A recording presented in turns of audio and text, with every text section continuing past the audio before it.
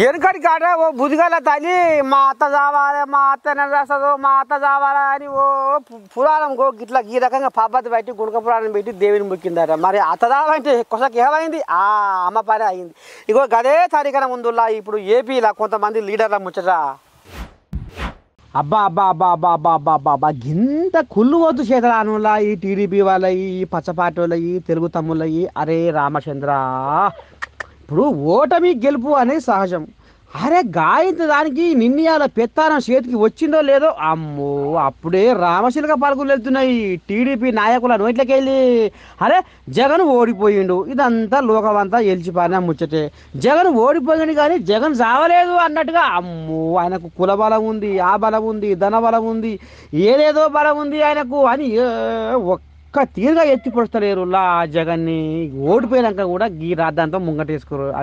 ఇక చూస్తుర్రా.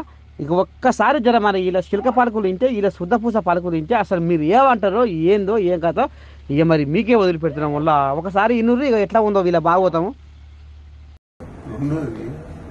వాడు ఓడిపోయాడు కానీ సావలా. మళ్ళీ అపారమైన ధనబలం ఉంది, కులబలం ఉంది, పక్క గవర్నమెంట్లు ఉన్నారు 7 మనుషులు తెలంగాణలో.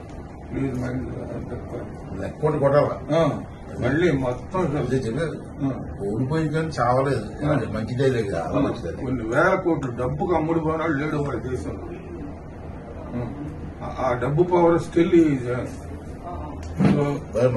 డైలాగ్ నచ్చింది, చాలా మంచిది. ఓడిపోయాడు కానీ చావలేదు, ఇంతే కరెక్ట్. పావుని చచ్చిపోయి కొట్టరా, దానికి పావుని వదలరా, చచ్చిపోయి కొట్టరా అంటారు. దానికి నేను ఎందుకు చెప్పానంటే మీరు కరెక్ట్ గా రిసీవ్ చేసుకుంటారు, మిగతా వాళ్ళు చేసుకుంటారు.